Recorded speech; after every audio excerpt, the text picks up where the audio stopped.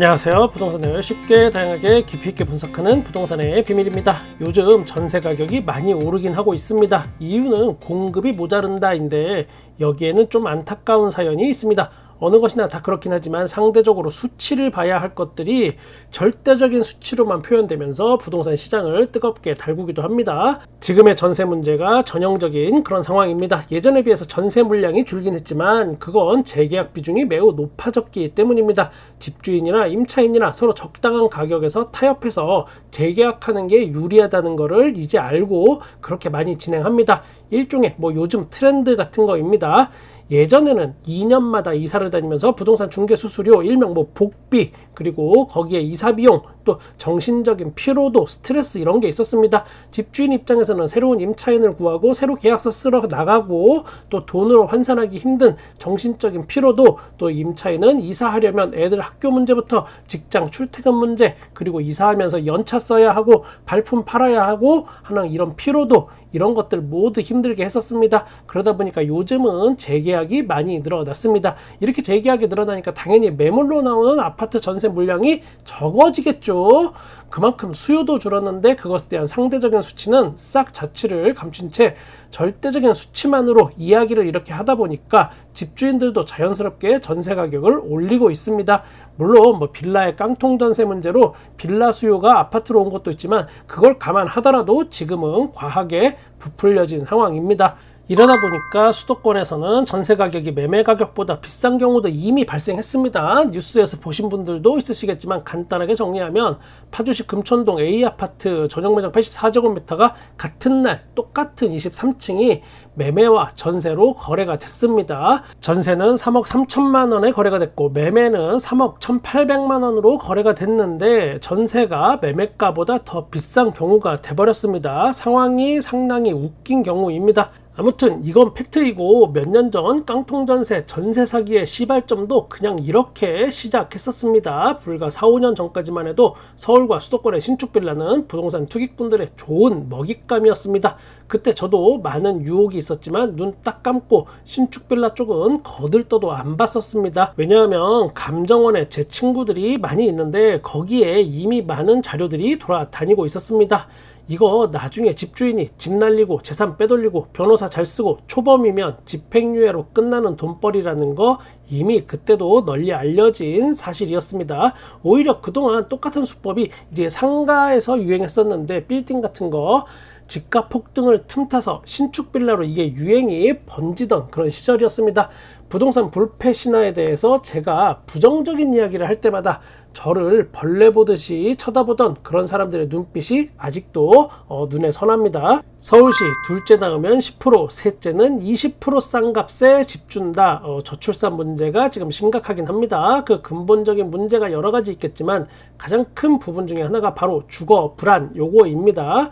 평생 집 하나 사기도 힘들고 간신히 그 집을 대출 풀로 땡겨서 샀다고 해도 평생 빚 갚다가 끝날 것 같은 인생이 될까봐 불안한 사람들이 많아졌기 때문입니다. 부비의 짧은 생각으로는 부동산 가격의 폭등을 일단 잠재우고 안정화시키는 게 가장 빠른 해법일 것 같은데 저출산 프로젝트는 번번이 실패했었습니다.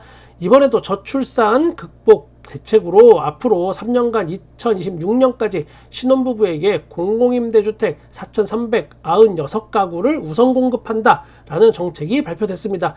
2026년 그 이후부터는 매년 4,000가구씩 공급해서 지속적으로 젊은 세대들에게 주거 안정 효과를 주고 출산율도 높이는 그런 정책으로 사용하겠다 이런 뜻입니다. 그리고 거기서 끝나는 게 아니고 아이를 많이 낳을수록 우선 매수 청구권, 요거 중요합니다. 우선 매수 청구권이라는 거를 줘서 남들보다 10%, 20% 저렴하게 그 집을 매수할 수 있게 해주겠다라는 겁니다. 일단은 의도는 저는 정확하게 알겠는데 젊은 세대는 이거를 환호할 수 있는 정책일 수 있으나 딱 두 가지 먼저 짚어보고 싶습니다. 첫 번째, 이번에도 중장년층 무주택자에 대한 배려는 없습니다. 정책에서 소외된 걸 일단 뛰어넘어서 이렇게 되면 또 한 번 40대, 50대, 60대의 몫을 줄여서 2030 세대에게 혜택을 몰아주는 결과가 나옵니다. 기존의 주택 청약 시스템에서도 2030 세대들이 내 집 마련이 불리하다 뭐 이런 이야기가 있으니까 그런 이유로 여러 가지를 계속 변경하면서 결국은 중장년층의 몫은 또 줄어들었었습니다. 그거랑 거의 뭐 똑같습니다. 두 번째, 소득 대비해서 비정상적으로 높아진 집값을 안정화시키는 주거 전략이 아닙니다. 요거는 이미 높아진 집값을 안정화시켜야 하는데 그러기보다는 현재 집값을 일단 인정해주고 그거에 비해서 내가 싸게 집을 사도록 지원해 줄게 같은 선심성 정책이긴 합니다. 뭐 그런 이유는 정치적인 배경이 있기 때문에 여기서 더 파고들지는 않겠습니다. 뭐 살짝 3000% 빠졌지만 어쨌든 우리 미래 세대도 뭐 중요하긴 하니까 좀 더 자세히 알아보겠습니다. 이거는 SH공사, 그러니까 서울주택도시공사에서 진행합니다. LH 아니에요. SH는 기존에 2007년부터 서울 사람들을 위해서 장기전세주택 시프트를 운영 중이었습니다. 최장 요게 20년 동안 안정적으로 거주할 수 있고 주변 시세보다 저렴한 전세를 주는 겁니다. 이거 경쟁률 엄청나게 빡셉니다. 역시나 추첨제 없이 가점제로만 운영이 되고 가족수가 많고 서울에 장기 거주했었을수록 유리한 조건이었습니다. 이게 시프트 1이었다면 별개로 시프트 2를 이제 새로 개설하겠다 뭐 이런 겁니다. 일단 이 시프트 2는 아직 아이가 없는 신혼부부 혼인신고 후 7년까지 아니면 예비 부부 여기 지원 가능합니다.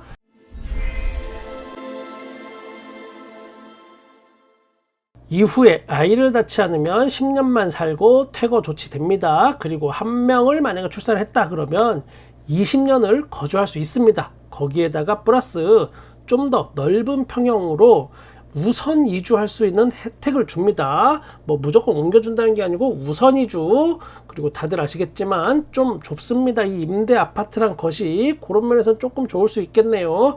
그래도 타 임대 아파트보다 큰 평수가 많은 서울시 장기전세주택 제도이긴 합니다. 그 다음에 이제 2명의 자녀를 출산했다 그러면 여기서부터 파격적인 조건이 붙습니다. 우선 매수 청구권 요거를 줍니다.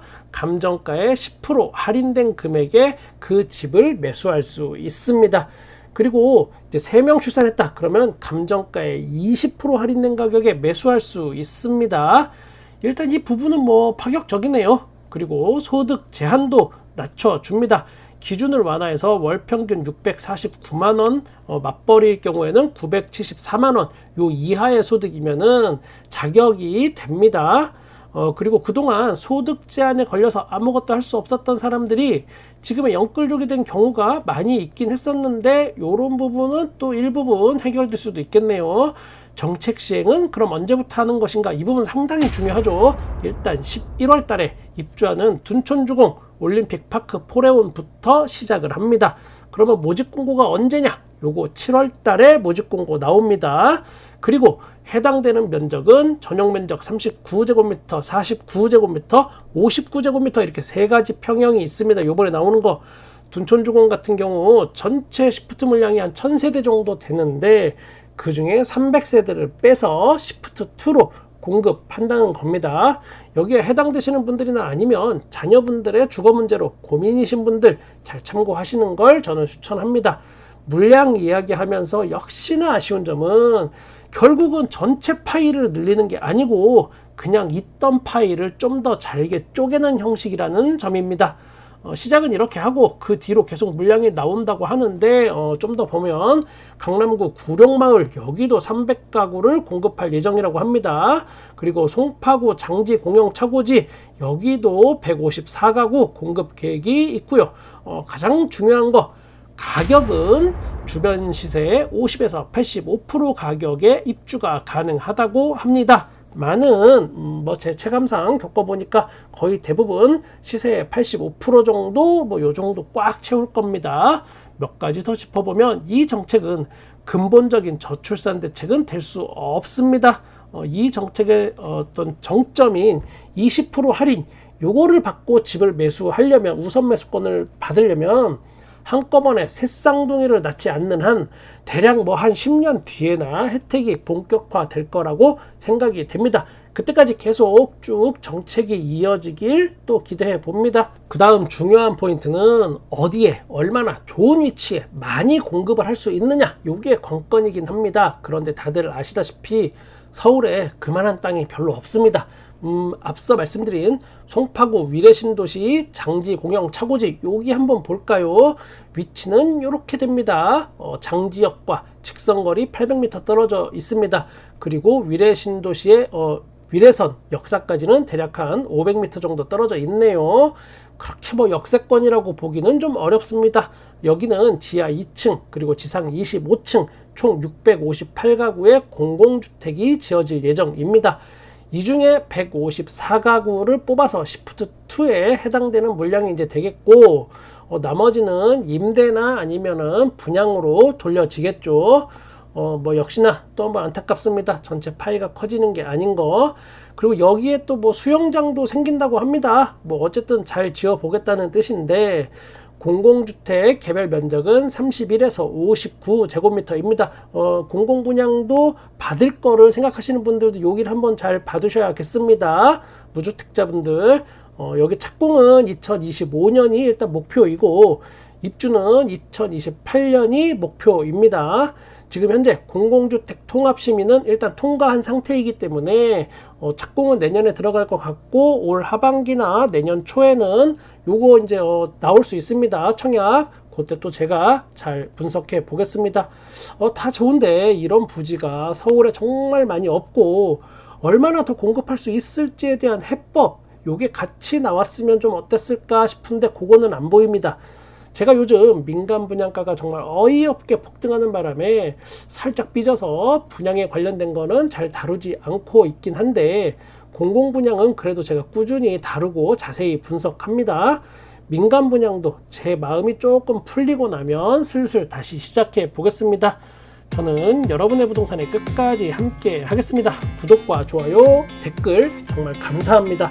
실전부동산 1타 채널 부동산의 비밀이었습니다.